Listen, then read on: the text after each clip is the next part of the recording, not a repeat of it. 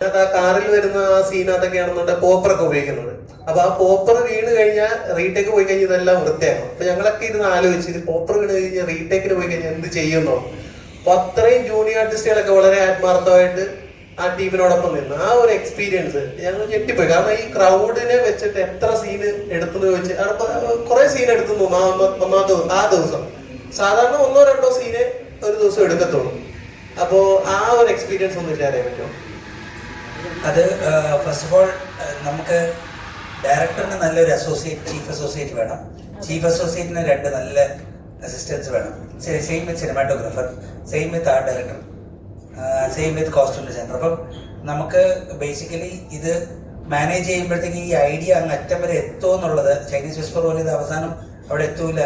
അതാണ് മിക്കവാറും പറ്റുന്നത്. എന്ന് വെച്ച് കഴിഞ്ഞാൽ ആ വണ്ടി എടുത്ത് മാറ്റിയിടുക എന്ന് പറയുമ്പോഴത്തേക്ക് വണ്ടി തന്നെയാണോ മാറ്റിയിടുന്നത് നമുക്ക് സംശയം വരും.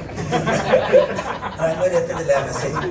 അപ്പം ഇത് നമ്മൾ കുറച്ച് പ്രാവശ്യം വർക്ക് ചെയ്യുമ്പോഴത്തേക്കും ഈ ഒരു കമ്മ്യൂണിക്കേഷൻ ക്ലിയർ ആവും.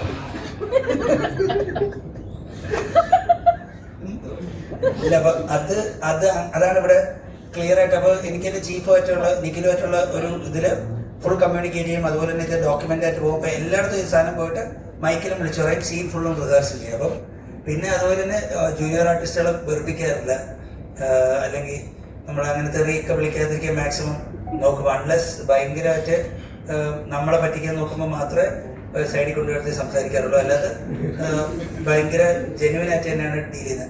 അങ്ങനെ ഡീൽ ചെയ്യുമ്പോഴത്തേക്ക് അവരും ഇതിൻ്റെ അകത്ത് ഭാഗമാണെന്ന് തന്നെ അവർക്ക് എന്ന് വെച്ചാൽ അവരും ആ സെറ്റപ്പിൽ വേണം. അവരുണ്ടെങ്കിൽ അവരുടെ മൂവ്മെന്റുകൾ കൊറിയോഗ്രാഫാണ്. അപ്പം അങ്ങനത്തെ ഒരു രീതിയിൽ പോകുമ്പോഴത്തേക്ക് എല്ലാവരും സഹായിച്ച് നിൽക്കും. പിന്നെ ബേസിക്കലി ഡയറക്ടറിന്റെ ആറ്റിറ്റ്യൂഡാണ് ഫുൾ ടീമിന്റെ ഒരു ആറ്റിറ്റ്യൂഡായിട്ട് ഇവൻച്വലി ഒരു സിനിമയിൽ റിഫ്ലക്ട് ചെയ്യുന്നത്. അപ്പം അത് മാക്സിമം ഞാൻ ആ ആറ്റിറ്റ്യൂഡ് കീപ്പ് ചെയ്യാൻ നോക്കും. എൻ്റെ ടീംമേറ്റ്സ് കീപ്പ് ചെയ്യുന്നു. അറിയാലോ, അല്ല നമുക്ക് ഈ എന്ന് വെച്ച് കഴിഞ്ഞാൽ നമുക്ക് എപ്പോഴും ഇല്ലേ ഈ മെത്തോളജിക്കലായിട്ട് നമ്മുടെ ബോഡി നമുക്ക് വേറൊരു സ്ഥലത്ത് വിടാൻ പറ്റും, പരകായ പ്രവേശനം ചെയ്യാൻ പറ്റും എന്ന് പറയുന്നത് ഒരു മാൻ്റെ ഒരു ഭയങ്കര ഒരു ആവശ്യമാണ്, ഒരു ഭയങ്കര ആഗ്രഹമുള്ളൊരു സാധനമാണ്. അപ്പം അങ്ങനെയുള്ളത് ടെക്നോളജിക്കലായിട്ട് വരാൻ ഏറ്റവും നല്ലതെന്ന് വെച്ച് കഴിഞ്ഞാൽ 3rd person ഗെയിം, നമ്മൾ വെയറബിൾ ഗിയർ ഒക്കെ ഇട്ട് കളിക്കുന്ന ഗെയിമാണ് ഏറ്റവും നല്ലതെന്ന് തോന്നി. അപ്പം അതിൻ്റെ ഒരു കോൺസെപ്റ്റ് ഇപ്പം അതുപോലത്തെ ഒരുപാട് സിനിമകളുണ്ട് ഗെയിമിൽ കയറി പോകുന്നത്. ഇപ്പം മാട്രിക്സ് ആണെങ്കിലും, റെഡി പ്ലെയർ 1 ആണെങ്കിലും, റെഡി പ്ലെയർ 2 ആണെങ്കിലും, റെഡി പ്ലെയർ 2ന്റെ ബുക്കിലൊക്കെ ഇതിൻ്റെ സിമിലർ കോൺസെപ്റ്റ്സ് ഒക്കെ ഉണ്ട്. അപ്പം അത് വന്നു കഴിഞ്ഞാൽ നമുക്ക് ഇതിൻ്റെ അകത്തുള്ളൊരു ഒരു ആക്ടിവിറ്റീസിന് കുറച്ചുകൂടെ ബിലീവബിലിറ്റി കൊണ്ടുവരാൻ പറ്റും എന്ന് തോന്നിയുകൊണ്ടാണ് ഇത്. ട്രോണിലുണ്ട്. അപ്പം പിന്നെ ഒരു ഫ്യൂച്ചറിസ്റ്റിക് ജോണറിൽ നമ്മൾ ഇങ്ങനത്തെ എക്സ്പ്ലോർ ഒക്കെ ചെയ്യാൻ പറ്റുന്ന ഒരു സിമുലേറ്റീവ് ഫിക്ഷൻ എന്നൊക്കെ പറയും ഇതിൻ്റെ ഒരു ജോണറിന്. അപ്പം അത് മലയാളത്തിൽ ചെയ്യാൻ പറ്റുന്ന ഒരു ഭയങ്കര ഇതാണ്. ആ വേർഡ് എനിക്ക് സിമുലേറ്റീവ് ഫിക്ഷൻ എന്ന് പറയുന്നത് അരുൺ ചന്തുവാണ്. എനിക്കത് അറിഞ്ഞൂടെ. ഞാൻ അതിൻ്റെ കഥ അരുണിൻ്റെ അടുത്ത് എപ്പോഴും ഒപ്പിച്ചത് പറഞ്ഞു, നിങ്ങൾ സിമുലേറ്റീവ് ഫിക്ഷൻ ആണല്ലോ ചെയ്യുന്നത്. അപ്പം ഞാൻ പിന്നെ ഞാൻ ChatGPT-യിലൊക്കെ ഇട്ട് ഞാൻ പിന്നെ സിമുലേറ്റീവ് ഫിക്ഷൻ്റെ ആളായി. അതുപോലെ തന്നെ നമ്മളിപ്പോ ആരിലും നമ്മുടെ ബൊലേറോ തന്നെയാണെന്നുള്ളതൊരു അപ്പൊ സ്ക്വാഡാണ്. അപ്പൊ യഥാർത്ഥത്തിൽ പക്ഷെ ഫ്ലൈ ചെയ്യുന്നത് ഫ്ലൈയിങ് സ്ക്വാഡ് എന്ന് പറഞ്ഞാൽ ഫ്ലൈയിങ് സ്ക്വാഡ് അല്ല, ബൊലേറോ തന്നെ വേണം, അല്ലെങ്കിൽ ഒരു ഡ്രോണെ വെച്ച് ചെയ്യാം എന്നുള്ള രീതിയിലൊക്കെ ചിന്തിക്കാം. ഇത്രയും ചിന്തിച്ച ആൾക്ക് അതെന്തുകൊണ്ട് അത്രയും പുറകിലോട്ട് പോകാൻ? ഈ റിട്രോ ഫ്യൂച്ചറിസം എന്ന് പറയുന്ന ഒരു കോൺസെപ്റ്റും കൂടെ ഇതിൻ്റെ അകത്തുണ്ട്. അപ്പോൾ റിട്രോ ഫ്യൂച്ചറിസം എന്ന് പറഞ്ഞാൽ 80s വരുന്നേക്കുന്ന സൈഫൈ ഫിലിംസിൽ ഉള്ള അതേ ടെക്നോളജി ഫ്യൂച്ചറിസ്റ്റിക് ആയിട്ട് യൂസ് ചെയ്യുന്ന ഒരു ട്രെൻഡ്, അതൊരു ഹോളിവുഡൻ ട്രെൻഡാണ്.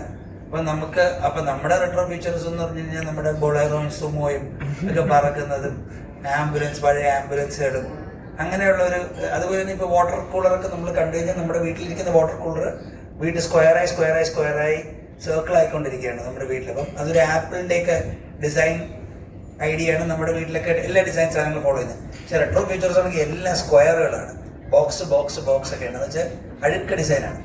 അപ്പോൾ അല്ലേ അത് ആ ഡിസൈൻ സാധനം വന്നിട്ടുണ്ട്. അപ്പോൾ ഇത് ഭയങ്കര രസമുള്ളൊരു ശ്രീജിത്ത് റെട്രോ ഫീച്ചേഴ്സ് ഒന്ന് ബ്രീഫ് ചെയ്യുമോ?